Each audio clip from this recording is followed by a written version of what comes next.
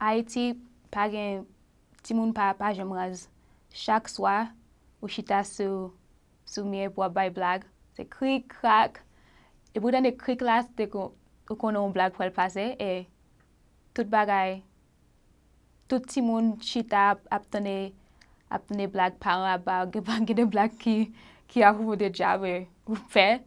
Men gen lot se, takou, yon nan kont mwen me di se, pase la ma renkontre, e reponsan se sentiron. E papa m gon kont li me di, se 4 machin trende, se 5 machin trende, sa ve di gen 5 men, epi 32 dan.